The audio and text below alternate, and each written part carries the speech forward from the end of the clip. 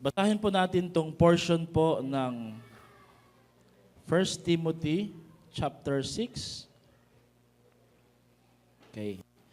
Kumustahin po muna natin yung katabi natin. Batiin po natin sila ng isang mapagpalang umaga. Ayan. Amen. Good morning po sa ating lahat.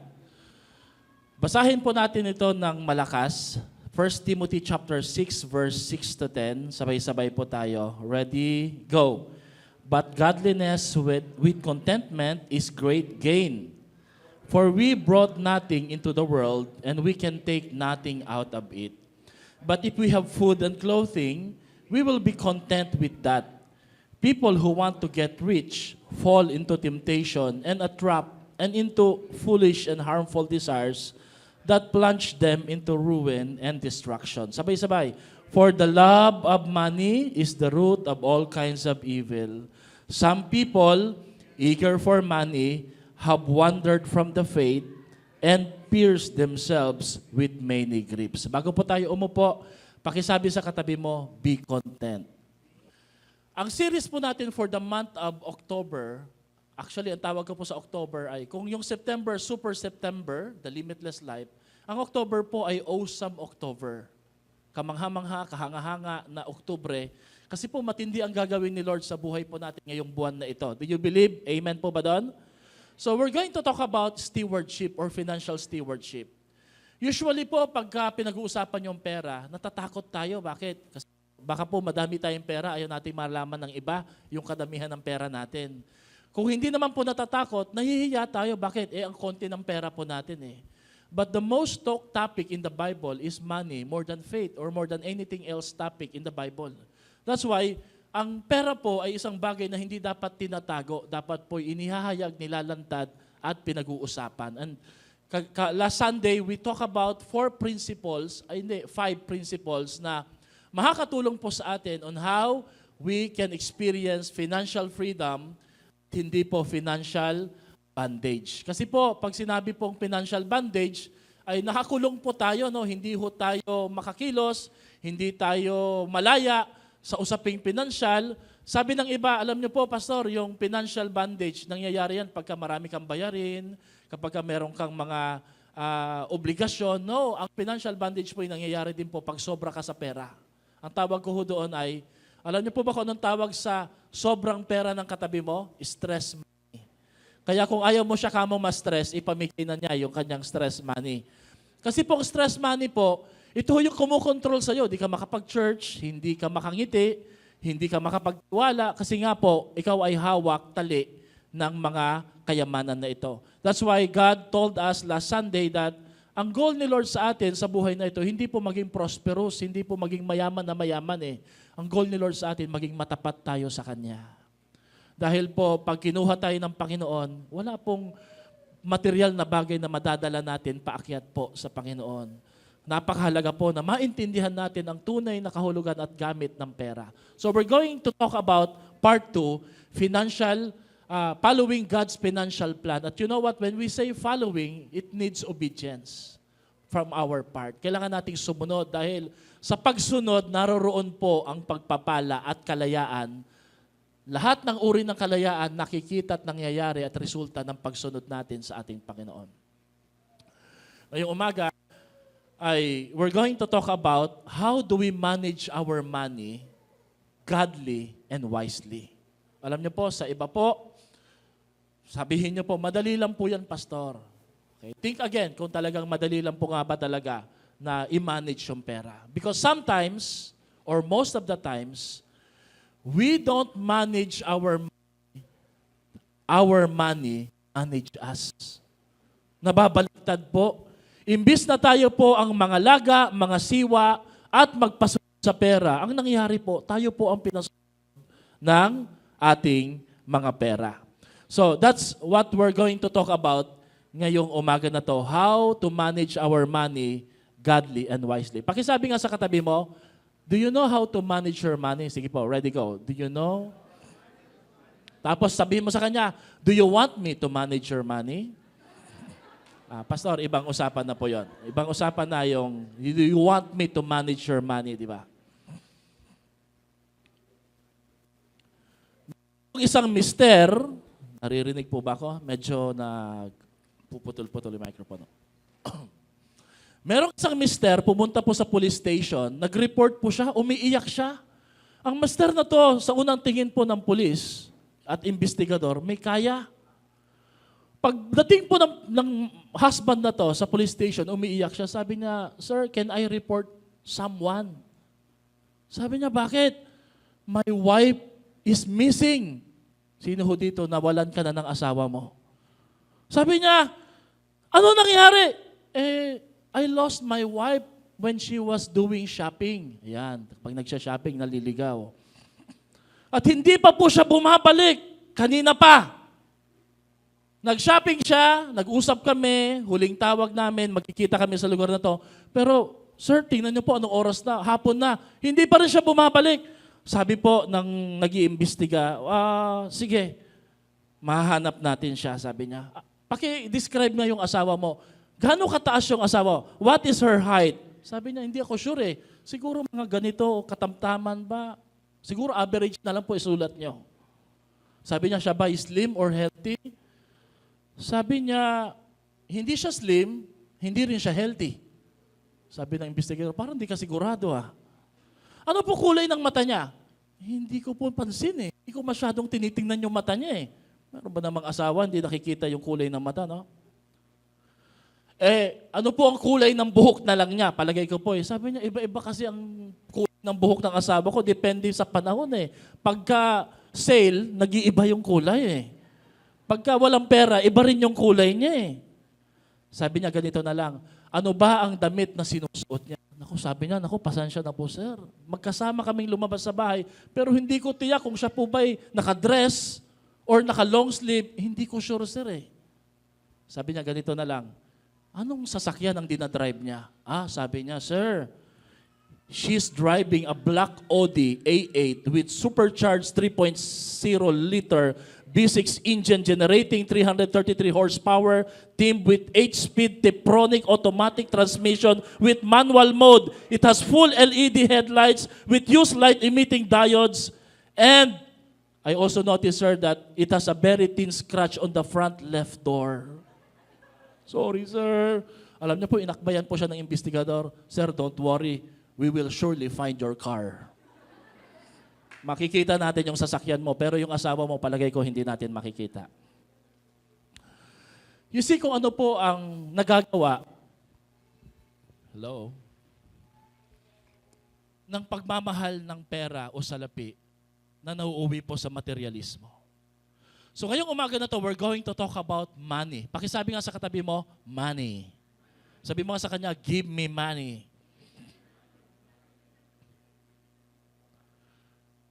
Nung ako po'y binata, nag-iisa ko sa pastoral house, may pinapanood po ako na Korean novela na ang pamagat po, hindi ko alam kung naabutan niyo po ito, Money War. Sino ho nakaabot nito?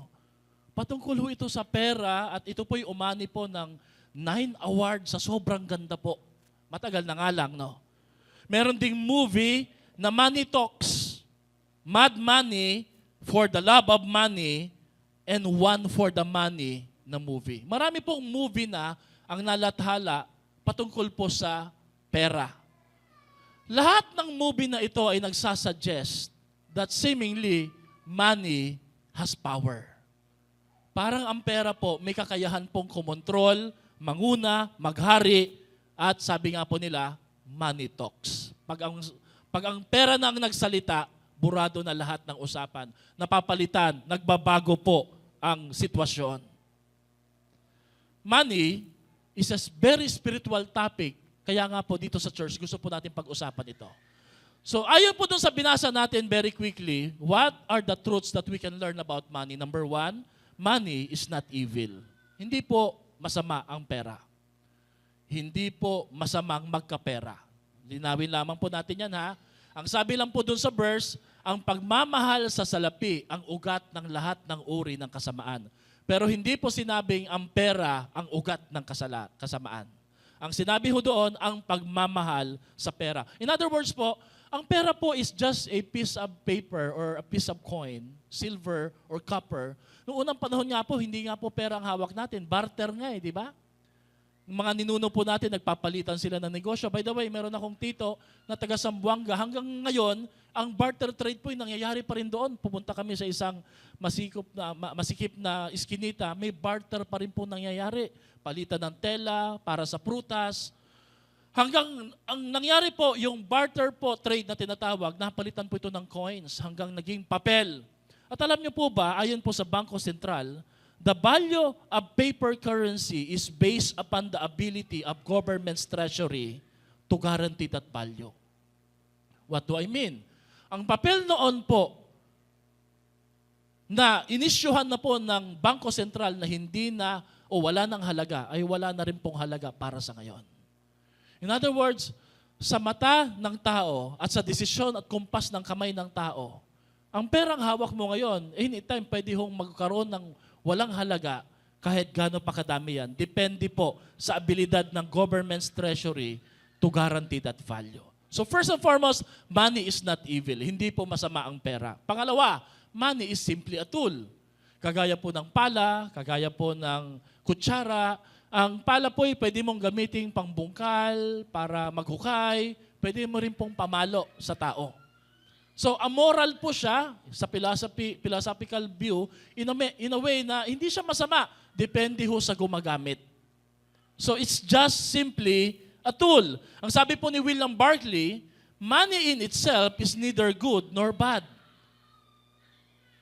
It is simply dangerous in that the love of it may become bad. Ang pagmamahal po sa pera. With money, a person can do much good. With money, he can do much evil. Totoo po ba yun? With money, a person can selfishly serve his own desire. And with money, he can generously answer to the cry of a neighbor's need. Actually po, ang pera, amplifier. Pag sinabing amplifier, kung anong struggle mo noon pa na wala kang pera, pag nagkapera ka, palalakihin lang niya at ilalabas lang niya yung struggle mo. Sabi nila, tingnan mo, sugarol na nung nagkapera eh. Tingnan mo, naging babaero na nagkapera eh. No, hindi po siya nagkaganon dahil may pera siya eh. Inamplify lang ng pera yung struggle na meron na siya sa kanyang puso.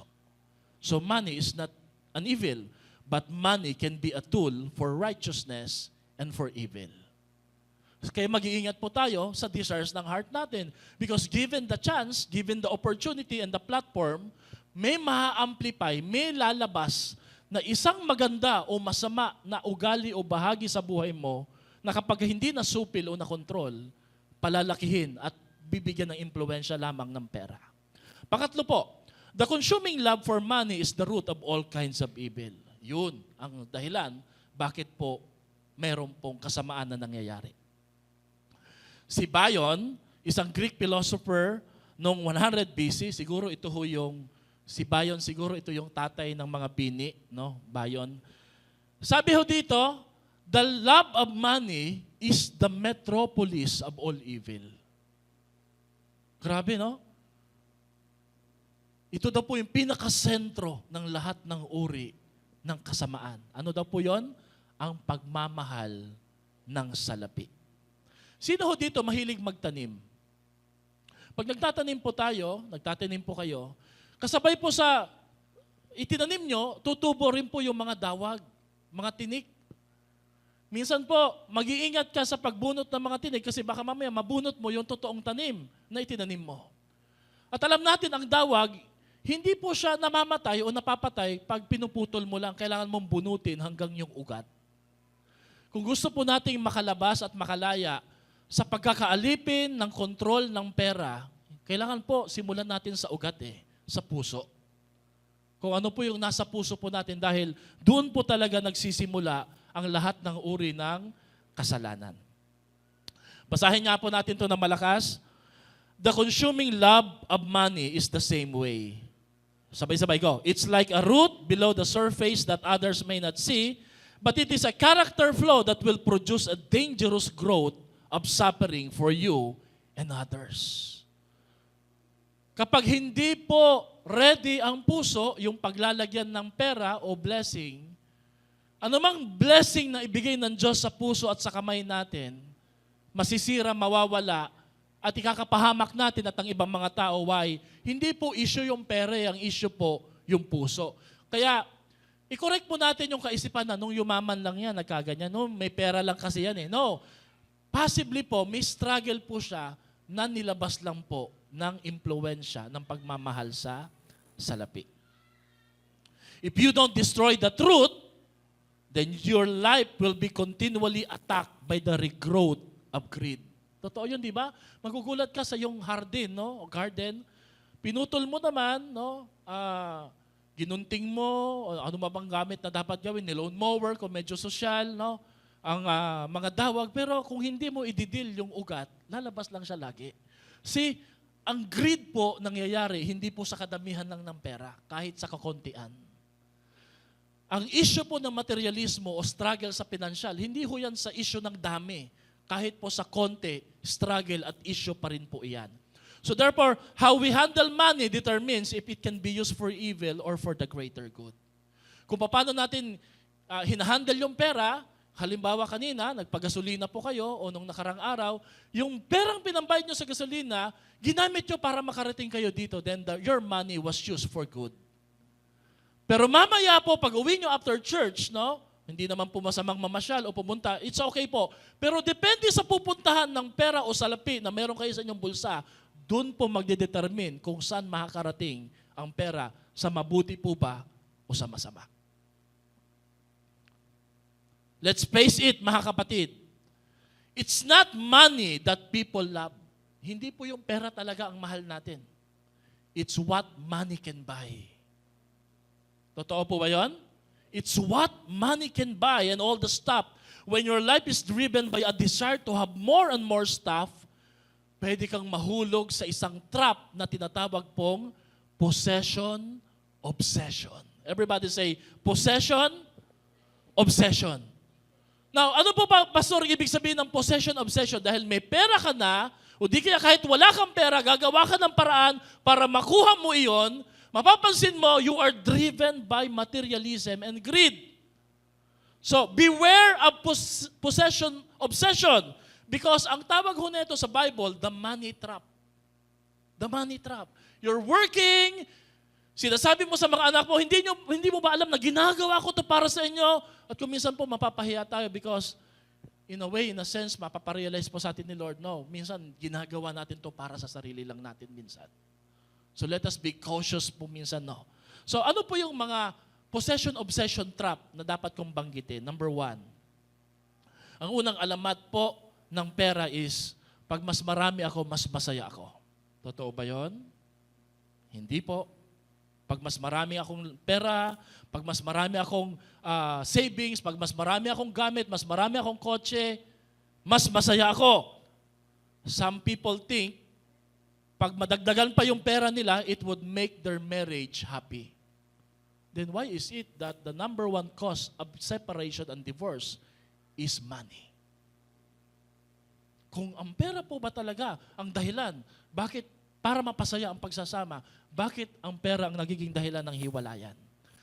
Pastor, kung magkapera lang ako, I think hindi ako madidepress. Then why is it that too much money and even the rich people, nahuhulog sila sa tinatawag nating suicide o pagpapakamatay? Ang taas po ng antas ng suicide sa mga matataas po na bansa na may matataas po ang ekonomiya. Siguro, Pastor, kung may pera lang ako at sikat ako, kagaya po ng mga artista, palagay ko, magiging masaya ako.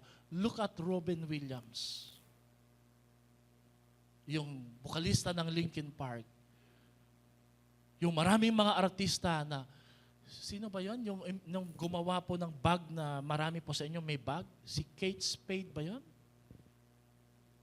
Then why did they throw themselves from the building, jumping, despite of the success? Sabi mo nga sa katabi mo, hindi garantiya na pag naging artista ka, magiging masaya ka. Kaya ako, iniwasan ko yan eh. Si Walter Mayer, sumulat siya ng libro na For Better or Worse. Let's read this astonishing statistic. No? Ayon sa kanyang sulat, a rich man, this is a true to life story, committed suicide. Alam niyo po, nung siya nagpakamatay, sorry for using this, maybe may natitrigger, pero I'm just using it as an illustration. Ang lalaking ito na napakayaman, nung siya po'y nagpakamatay, sa bulsa po niya nakita ang isang $30,000 cash. Compute nyo na po sa peso. 1.5 million. At may sulat. At ang sulat po, part of that letter, nakasabi, I have discovered during my life that the large pile or amount of money do not bring happiness. So I am taking my life because I can no longer stand the solitude and boredom. Lagi na lang ako naboboard kung ano-anong ginagawa ko, pinagbibili ko. When I was an ordinary workman in New York, I was so happy. Now that I possess millions, I am infinitely sad and I prepared death as the last resort. Hindi po garantiya na pag nagkamal ka na maraming salapi, doon ka palang totoong masisiyahan. Si John Ortberg po, isa sa mga pinaka-favorite ko po na author, ang nagsabing, deep inside of us, we all want to be happy. Pero ito po yung ito yung twist, ito yung catch, because the more we chase happiness, the more we end up not having one. The more na gusto natin maging masaya, sige sama ako dyan, sige punta tayo dyan, sige kainin natin yan, sige bilhin natin yan. Magugulat ka pag nasa iyo na parang ito lang pala yun. Parang nakaka-relate po ba tayo? Diba? Parang may emptiness, no? At ang sabi ni John Ortberg, people capitalize on that need. The need to be happy. That's why today we have happy house, happy trip, happy meal, and happy pill. What is happy pill? Ecstasy. Bakit? Kasi nga po sa kagustuhan nating maging masaya, ginagamit ho ito ng mga masasamang loob para dayain, sirain, at akayin po tayo na bilhin ang kanilang mga produkto, pero sa dulo po, hindi pala talaga tayo totoong magiging masaya. Why? Because happiness does not come from buying and having more, but enjoying on what you have less. Sino ho dito? May nakausap po ako Sabi niya, Pastor, wala na yung mga anak ko, mataas po yung bahay nila, 3-story, bebenta na lang nila, bibili na lang sila ng kubo. Sino dito gustong tumira sa isang kubo, pero may farm naman? Mala Alice Guo na farm. May helicopter, may tangke, may Bugatti. Hindi po. No. Alam niyo, sabi nila, Pastor, matanda na po kami. We cannot even climb the stairs. Hindi na kami natutulog sa taas. Sabi ko, dito po kayo natutulog? Sa sopa. Wala nang umaakyat. Bakit? Hindi na po namin kaya, hindi na rin namin. Actually po, the older you get, you will realize you need only a small house, small food, small amount of satisfaction sa buhay mo. Tingnan mo nga yung katabi mo kung matanda na. Ay, hindi, joke lang po. Sa lugar na to, walang matanda po ha. Wala tong matanda. Nagkakaedad lang po. Wala pong matanda.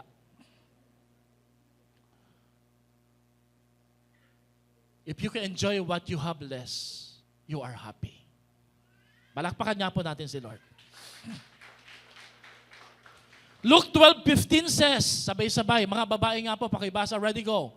Watch out, be on guard against all kinds of greed of his possession. Ang yaman ng isang tao, hindi po nakasalalay sa dami ng meron po siya. Kaya po, ang problemang ito dinil na po ng Panginoon sa Bible watch out. Pag may sale dyan, may gustong ipabili sa'yo, pag nakita mo yung kumpare mo, kaibigan mo, alam mo, pwede ka rin magkaganyan. Bili ka na. Paalala mo lagi sa sarili mo, watch out. Watch out. Wala kang dapat na, hindi ka dapat ma-pressure dahil lang meron sila. Watch out. The best things in life are not things at all. The greatest thing you will gain in this life is family, relationship, and true friendship. Money can't buy those things. Totoo po ba yan? Yung mga totoong kaibigan, hindi po yan mabibili ng pera. Pwede kang makabili ng mga acquaintance, kasama, kakain kayo, yung iba po, iinom, magbibisyo, pero ang totoong kaibigan, nasasamahan ka at dadamayan pag matindi ang pinagdadaanan mo. Yung bang mga totoong kaibigan, hindi ka pa nagkukwento ng problema mo, nahuhulaan na nila, hindi yan kayang bilhin ng pera. Now, if you have that kind of friend, pwede bang pumalakpak tayo kung may kaibigan kang ganyan? Yung pong manghuhula, sa mata mo pa lang, sasabihin na kagad niya, tuwing kita nakikita. Money myth number 2. I deserve it, so I want it now. Yun, ang problema. Ito yung tinatawag po nating money trap again, possession, obsession. Why? Because this is an issue of self-entitlement, peer pressure, worldly living. Napansin niyo po, no? Ang ating pong bansa ay built on capitalism and capitalism is built on advertisement. The new iPhone 32. Meron na po bang iPhone 32? Yung hindi na napipindot, wala ka na ring hawak. Ba't ka pa bibili, no? Joke lang po, no? Bilhin mo to, bagong sasakyan. Okay, mga ganyan, no? So, more worldly living, less godly living. Meron akong kaibigan, pinag-pray ko po, sabi ko, Pastor, pakipag-pray, magkatrabaho. Alam nyo, nung na-bless na po siya, hindi na nakapag-church, hindi na nakikita. Pasensya na po, Pastor, iba na rin po yung grupo ko. Sabi ko, bro, iba na rin yung mga ginagawa mo kaysa sa ginagawa mo noon. Mapapansin mo, magbabago yung lifestyle mo, pati ugali mo, babaguhin ka sa kagustuhan mo mag-fit in sa lifestyle ng iba. Amen? That's why sa church, tinuturuan po tayong i-prioritize yung tama.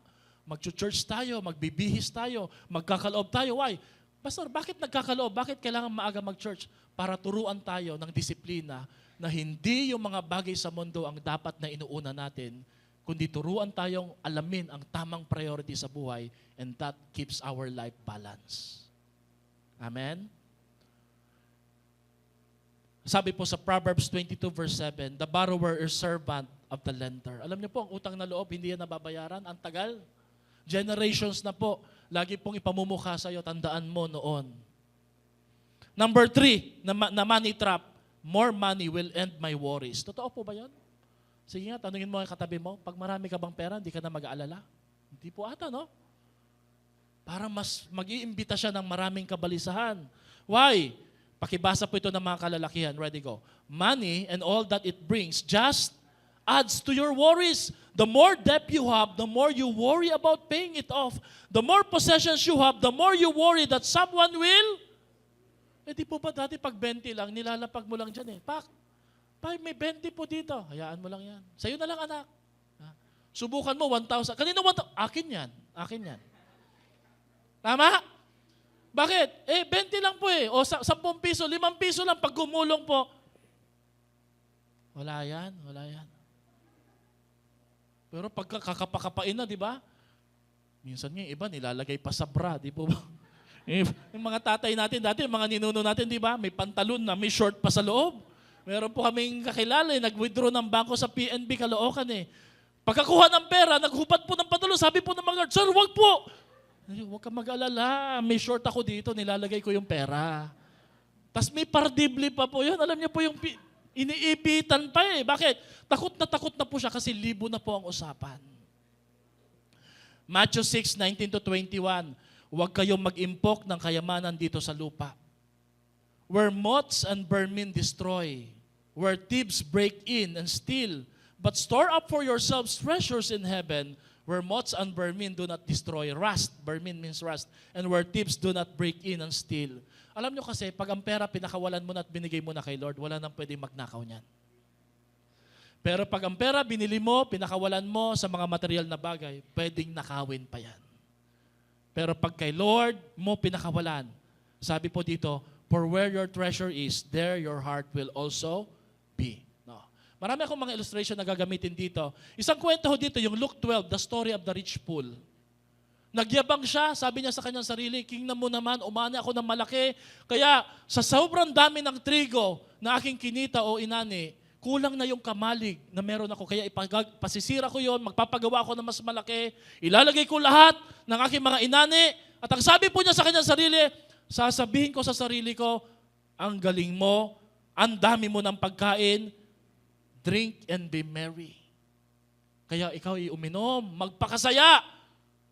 Di ba ganyan po ang sinasabi minsan ng mga puso po natin pag tayo nagtatagumpay. But on that night, God spoke to him saying, anong sabi po niya?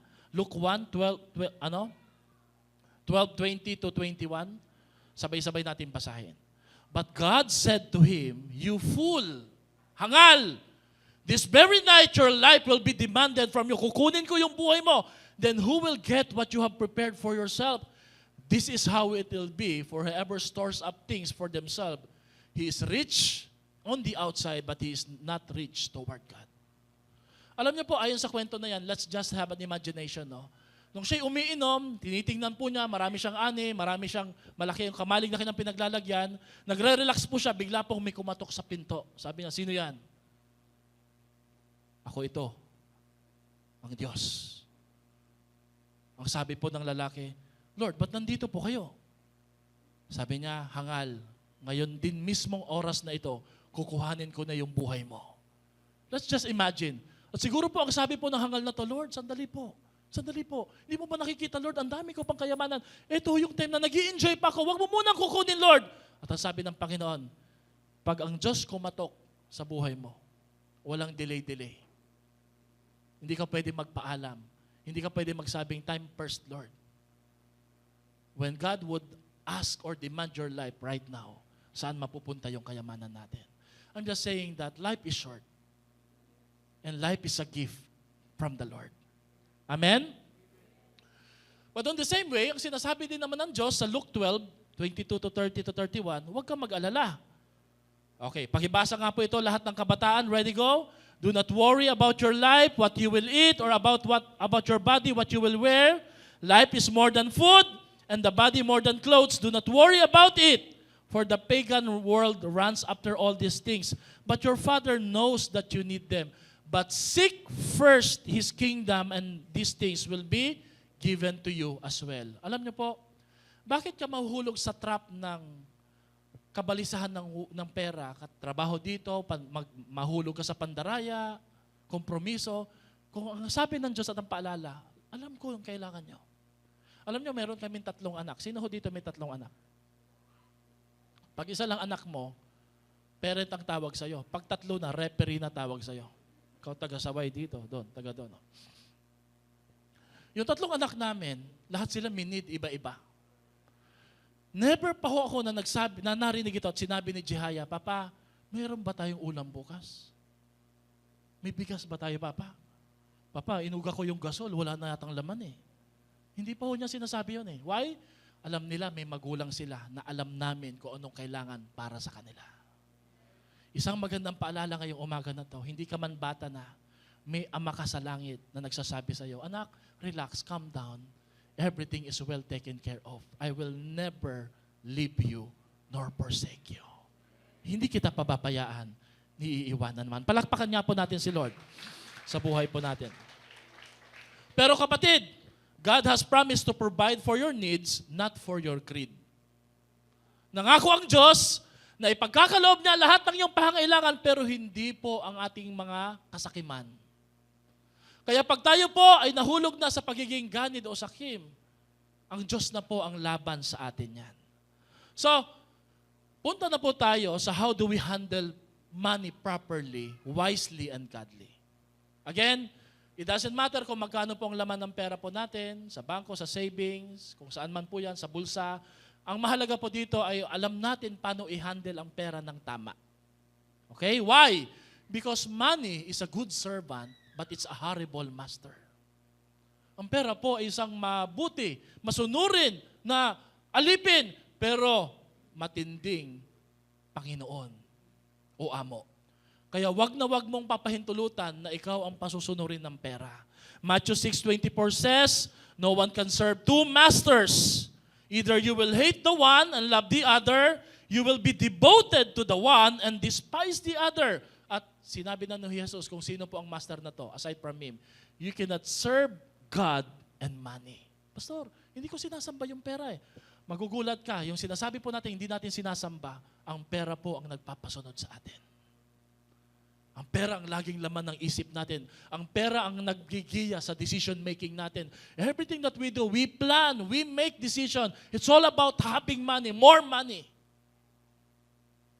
So there are 3 things that we need to know in order to tame money. I consider money as monster pag hindi na-handle na maayos. So how do we tame the money monster? Number 1, money can be a monster if you love it more than God. Ang pera ay magiging isang parang halimaw kung mas mamahalin mo ito ng higit pa sa ating Diyos. That's why, ang sabi po sa 1 Timothy 6:9-10, ito po ay isang talata na nagpapaalala ng isang karanasan na nangyari talaga na aktual na maraming nalihis, naligaw at nakaranas ng matitinding pasakit dahil po sa pagmamahal sa salapi. Sabi dito, people who want to get rich fall into temptation. Totoo po ba yun na maraming tukso at kompromiso sa kagustuhan po nating magkapera ng madami at yumaman?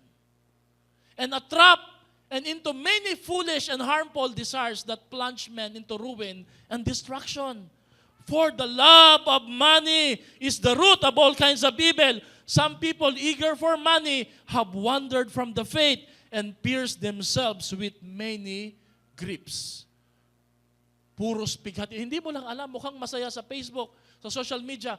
Sa social media po ay isang platform po na kung saan pwede mong dayain yung status at yung sitwasyon mo. Yung emotional well-being mo.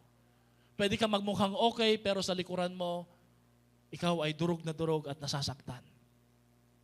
Mga kapatid, just to prove to you na ang pera po ay pwede maging monster, meron pong isang survey na kinondak si Peter Kim and James Patterson at pinamagatan po nila itong isang libro ayon sa resulta ng survey, The Day That America Told the Truth.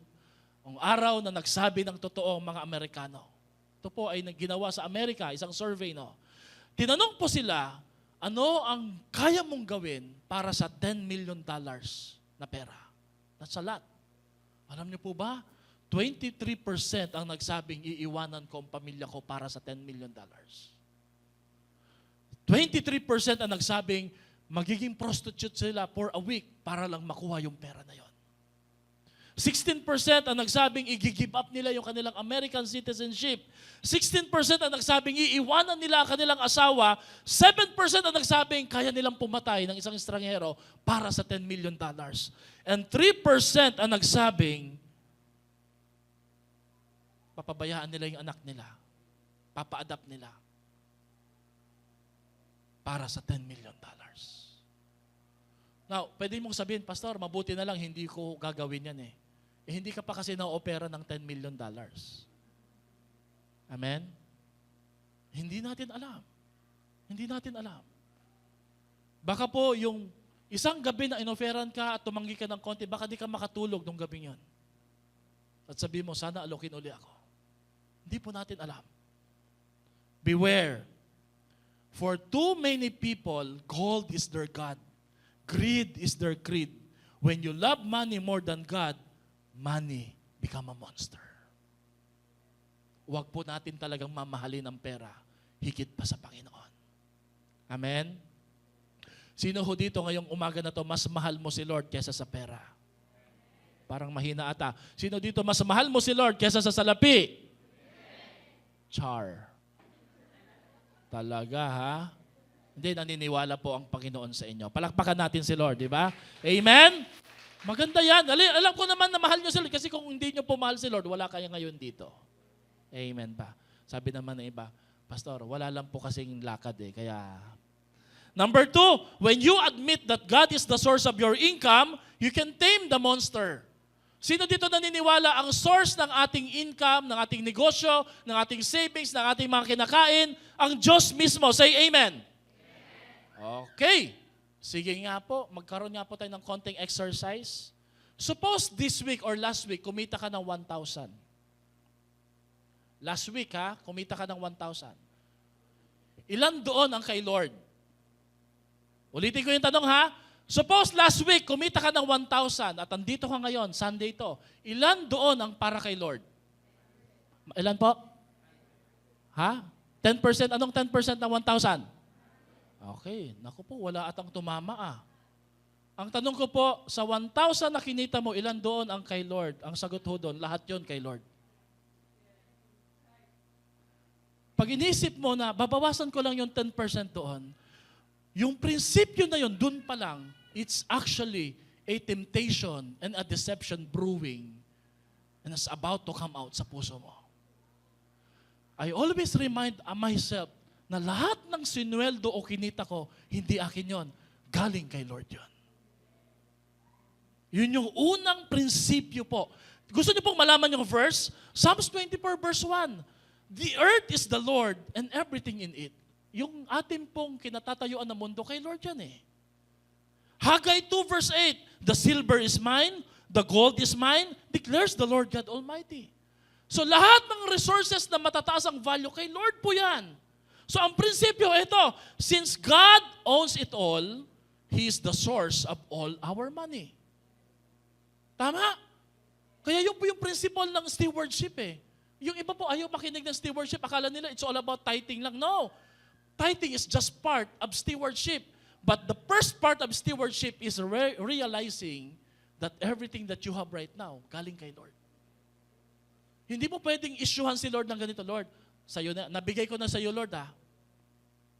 Sabi ni Lord, hindi ba't akin lahat yan? Pwede po bang pahingi ako ng apple? No? I'd like to illustrate to you the 10-10-80 money management principle. Nasaan ba yung apple, Kuya? Ito, pasuyo lang. Nandyan yung apple, Kuya. Nasa likod. Ang 10-10-80 principle, tinuro ko na sa inyo ito, no? Sa 100% na pera na may kinita mo, pinagpala ka ni Lord, negosyo, kahit magkano po yan. I mean, sa 100%, say for example, 1,000, ang 100 pesos po doon, bigay mo kay Lord. Ang 100 pesos, bigay mo sa sarili mo, i-save mo, yung 80% gamitin mo sa panggasta. Yan yung 10-10-80 principle. Okay, now, 10 po dapat to eh. Tinanong ko si Pastora, magkano yung apple? 3, 100. Sabi ko, isa na lang muna, bilhin mo. Sana 10 dapat to eh. So imagine I'm holding 10 apples. Sabi ni Lord, sa 10 yan nabigay ko na apple, ako nagpalago niyan, ako nagbigay sa'yo ng lakas, ako nag-ingat sa'yo kaya hindi ka na-disgrasya, kaya nakapasok ka. Sa 10 apple na yan, anak, pwede bang isa lang ang kukunin ko sa'yo? Ang matitira sa'yo, siyam. Okay lang ba? That's financial management. At lagi nating iniisip, pinagdududahan si Lord, Lord, parang lugi ako sa'yo, Lord eh. No, hindi lugi ang hindi tayo lugi kay Lord eh. Ang problema kasi sa 80 na natira, nami-mismanage natin. Kaya ang ginagawa natin, pag wala na tayo, ang lagi natin pinag-iinitan ng tingin, yung kay Lord. Lord, kinukuhaan mo ako eh. Pero sabi ni Lord, anak, yung 80, it's more than for you to live. Eh, Pastor, hindi kasya eh. Then live according to what your income dictates. Pag tinaas mo na yung level ng lifestyle mo, tataas yung level ng gastos mo. So sabi ng Panginoon, kung anong binigay ko sa'yo, mabuhay ka para doon. Okay? So that's an example of illustration of apple. Ang tawag dito is this 10-10-80 plan is the financial pathway to blessing, prosperity, and ultimately living a debt-free life. Kung mabubuhay po tayo sa 80%, magiging matapat tayo sa 10% kay Lord, at mag-iipon tayo ng 10% para sa sarili natin, that's more than enough para hindi tayo maghirap. Therefore, the Bible teaches hindi prosperity, kundi simplicity of life. Amen? Sino ho dito gusto mo simpleng buhay lang? Hindi po yung marangya talaga eh. Kasi kung minsan doon nagkakaroon ng problema yung rangya eh. Tama, dati yung ulam lang, isa lang eh. Ngayon, ay ito lang ulam? May kakilala ba kayo? Pag ang ulam iniinit na lang eh, ano ba naman yan? Pangat na naman. Uy, masarap yan. Parang awa mo na eh. Pang-12 na. Hindi pala pangatlo lang, di ba, no? So, mga kapatid, principle, we don't own anything, we only manage things for God for a brief period of time. At ang tanong, we will always be accountable to Him pag tayo po'y humarap na kay Lord. Did you know, pag harap mo kay Lord, hindi mo dinala yung pera, pero tatanungin ka, anak, binigyan kita ng influence, ng authority, ng position, ginamit mo ba yan para sa akin? Hindi, Lord, ginamit ko po para mamasyal. Anak, bakit kita binigyan ng ganon? Binigyan kita ito kasi lahat ng apple ay isang pagtitiwala sa buhay mo. It's a trust.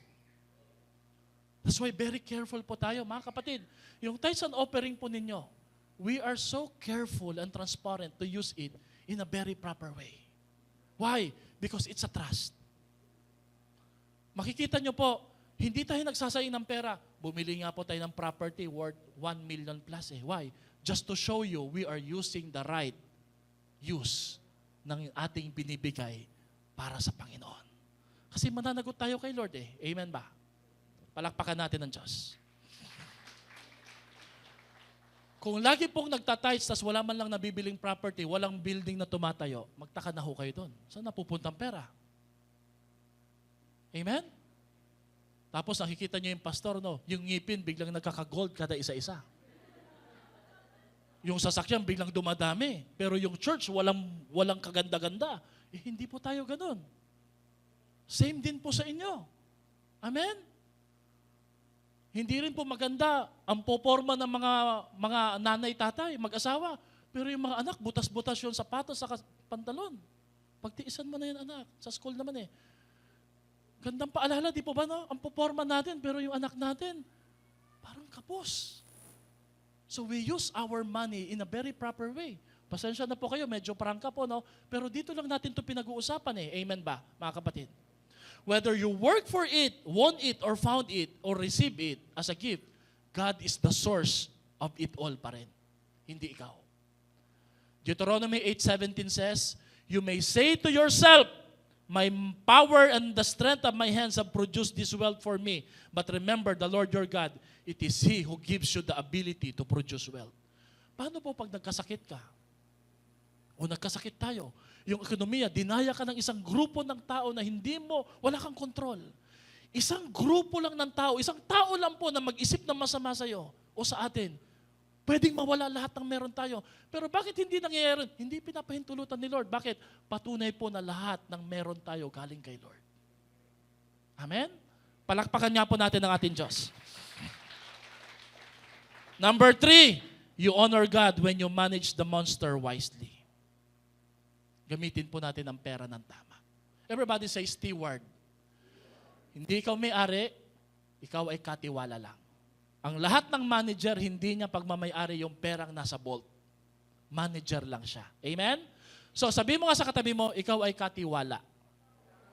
Huwag kang maging katiwaldas. Baka mamaya katiwaldas po tayo. No? Meron ho ba dito, pinababantay ng tindahan ng nanay, grabe, walang kinikita, ikaw lang tumitira lahat, no? Busog na busog eh, di ba? Ma, merienda, ma, dito na. Magsara na kaya tayo, anak. Kabubukas lang natin kanina eh. Did you know that a steward, lakas ng tawa dito ah. A steward is a person who manage an estate for the absentee owner. Pag wala yung owner, ikaw pinababantay. May nagtanong po sa akin dito eh, bata, pastor, kayo po ba leader dito? Kayo po ba may-ari nito? Sabi ko na hindi. Ako po yung katiwala dito. Kay Lord dito. Lahat ng pamamaraan, ng pamamalakad na gagawin po namin dito at leadership, pananagutan namin sa Diyos. So whether you agree it or not, lahat ng gagawin namin dito, may pananagutan kami kay Lord. Bawat buhay nyo po dito, may pananagutan kami. Amen? Pag mayroon pong gawain dito, umuwi sila ng gabi, we require them, please text us kung nakarating na kayo sa bahay because we are accountable sa bawat membro po dito. Amen? Pero sino ho naniniwala dito? That's a faithful stewardship na binigay sa atin ni Lord. Amen? So kailangan po, mga kapatid, maintindihan natin na ang stewardship pala is eto, the steward live on an estate, enjoy the fruits of it, but he always remember. Everybody say, remember, hindi akin yon. Pag pinatira ka sa isang bahay, pinahawak ka ng isang negosyo, may kuitang bumalik, enjoy mo, pero lagi mong iisipin at alalahanin, hindi akin to. Kay Lord ito. Amen. Amen. So, dito tayo magtatapos. 5 paraan para magamit natin ang pera ng tama. Number 1, bigay mo kay Lord. Sabihin mo nga sa katabi mo, ibigay mo na, baby. Proverbs 3:9-10, honor the Lord with your wealth, with your first fruit of all your crops. Then your barns will be filled to overflowing. Your vats will brim over the new wine. If you honor the Lord, God will honor you. If you honor the Lord, God will honor you. You need to give God that 1 apple so that the 8th apple will not be rotten. Hindi po mabubulok. Kung gusto mo na hindi mabulok yung 8 na apple, ibigay mo yung isang apple na hinihingi ng Panginoon. Amen? Pangalawa, save it. Mag-ipon. Sino ho dito nag-iipon? Sino ho dito, planong mag-ipon, pero ang nauwi, dumami yung plano niya, wala yung ipon. Parang nabasa ko yun. Ya. Number 3, invest it. You can invest it. Number 4, lend it. Alam niyo po ba na may tinatawag na micro-lending? Pwede kang magpahiram sa mga farmer, sa isang institution na legal, mga kooperatiba, at yung kita nila, iaawas mo doon yung kita, nakakatulong ka sa mga mahihirap. So hindi po ko po dito yung 5'6" o 6'5" ha. Mapapansin niyo po yung mga nagpapa 5'6", hindi pantay yung lakad eh. 5 yung height sa taas, dito 6, kaya ganun eh, 5'6". Masama ang 5'6", kasi ang pagpapatong na matinding interes, mananagot tayo kay Lord. Amen? Number 5, spend it. Spend it properly. Okay? 2 more illustrations and then we will pray. Pahingin ako ng isa pang illustration ko. Puros pagkain ako dito eh. Kakainin ko sana to eh. Okay, thank you po, Miss Catherine.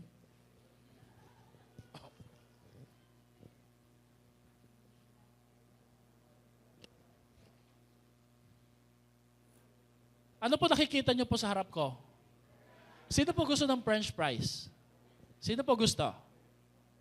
Christine, gusto mo? Halika, halika. Halika dito, Christine. Sinabi, taas ka ng kamay. Halika dito. Tin, bilisan mo yung time natin. Halika, halika. Okay, listen. Dito ka, Tin, ha? Baka makikita ka ng camera. Okay, diyan ka, Tin, ha? Ikaw kasi, sige, taas lang ng taas na. Bida-bida ka kasi, di ba? Hindi, joke lang. Gusto ko talaga ng volunteer, no? Tin, dito ka para makita ka. Makita ka ng asawa mo. Hey, Don. Okay. May isang tatay, pinagbigyan yung hiling ng kanyang anak na pili naman tayo sa drive-thru ng French fries pa. Galante yung tatay, binili siya ng jumbo French fries. Again, jumbo dapat to, kaya lang, for the lack of money, naging medium size na lang. No? Ngayon po, nung nagdadrive yung tatay, katabi niya yung anak niya, bango siya sa French fries. Sabi niya, anak, pahingin ng konti. Alam niyo ginawa ng anak? Pinalo yung kamay ng tatay. Na-offend po siya. Nagjo-joke lang naman siya eh. Na-offend po siya eh. Meron pong 4 na na-realize yung tatay. Tahimik lang siya. Nalungkot siya. Sabi niya, una, hindi ba alam ng anak na to na akong bumili ng French fries sa kanya? Hawakan mo, Tin. Pangalawa, hindi ba niya alam na bukod sa akong bumili, ang hinihingi ko, isa lang, hindi lahat. Pangatlo, hindi ba niya alam na sa dami ko ng pera, siya wala pang pera, pwede akong bumalik uli sa drive-thru na yun, bumili ng mas maraming French fries para ipakita sa kanya na kaya kong tapatan yung French fries na pinatanggi niya sa akin. At pang-apat, hindi ba niya alam, dahil tatay niya ako, pwede kong kunin ang French fries na to anytime dahil sa sagwa ng ugali niya.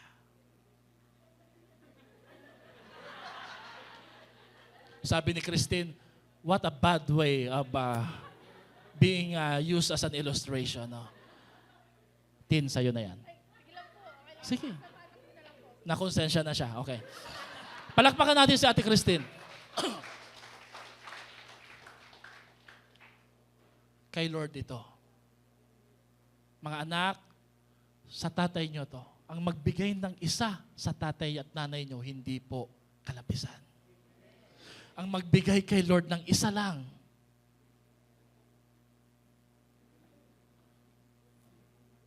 hindi ka naubusan. Marami pa rin natira. Hey, it's how you enjoy this that matters. If you keep on looking dun sa isang nawala, hindi mo mai enjoy yung natirang napakarami. Amen? So it's all about contentment and giving that kind of apple. Tandaan mo, pag kinuha ni Lord yan, wala ka ng French fries. Last illustration, at promise po, magpipray na po talaga tayo. Bago po yung mga Forbes billionaire ngayon, noong 1839, meron pong una at kauna-unahang billionaire, ang pangalan niya ay si John Rockefeller. Siya po ay founder ng Standard Oil and he was the richest man in the whole world. In fact, he was the first billionaire in the whole world. Nung panahon po noong 1916, ang kanyang net worth ay nag-amass po ng mahigit $1 billion. Approximately po sa value po natin ngayon, it's considered to be equal as 340 billion pesos. Dollars pala sa panahon natin ngayon. By the age of 25, sobrang mayaman na po siya at bilyonaryo na rin po siya. Amen? But the age of 53, he started to accumulate sicknesses. Sumasakit yung tiyan niya, nasusugod siya sa ospital, at bigla pong bumagsak yung kondisyon ng katawan niya. Listen very carefully. Last na po ito. Nung siya po'y nakaratay na po sa higaan, true to life story, you can search it mamaya sa Google. Ang isang bilyonaryo, kauna-unahang bilyonaryo na tao na kayang bilhin lahat ng pagkain, ang pwede lang po na pagkain na pwede niyang kainin, ayon sa prescription ng kanyang doktor, ay soup at crackers. Dahil pag hindi po, masasaktan, magagasgas ang kanyang lalamunan, magkakaroon ng problema kanyang tiyan, ang kaya lang niyang kainin, crackers sa soup. According to his associate, yung nagbabantay sa kanya, pakibasa natin to, he couldn't sleep, he wouldn't smile, and nothing in life meant anything to him. His personal highly trained physician indicated that he would die within the year. Sa taong ito, mamamatay na siya. Sa tansya nila. That year passed painfully slowly. As he approached death, he awoke one morning with a faint understanding. Hindi ko pala madadala lahat ng pera na to pag namatay ako. Sino makuha niya ito? Alam niyo, pinatawag niya kanyang attorney, kanyang assistant. Sabi niya, pag ako namatay, lahat ng pera na to, ilagay niyo sa foundation na bubuksan at sisimulan natin. Ihuhulog natin to sa mga charity. At alam niyo po, mga kapatid, he started in 1941 the Rockefeller Foundation, and he financed the discovery and the propagation of penicillin na ginagamit po sa medical science. Amazingly po, habang ginagawa po niya yon that year, his body regained strength.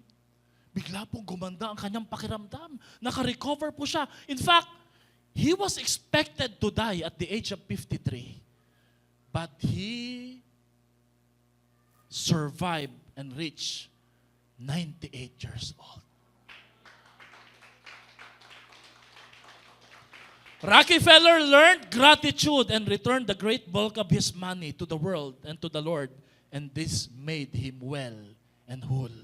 Alam niyo, sabi niya, it's one thing to be healed, it's another to become fit. Hindi lang ako pinagaling ni Lord, mas gumanda ang pananaw ko ngayon sa buhay. Bago siya namatay, he was actually a devout Baptist. Sabi niya, God taught me that everything belongs to Him, and I am merely a conduit to carry out His will. My life has been one long, happy holiday since then, full of work and play. I let go of my worries along the road, and God was wonderful to me every day. Mga kapatid, you would be amazed. Generosity, contentment, and simplicity will really make your life well and happy. How do you handle your money wise, godly? Follow God's financial plan. Don't follow the world. Follow the Word of God.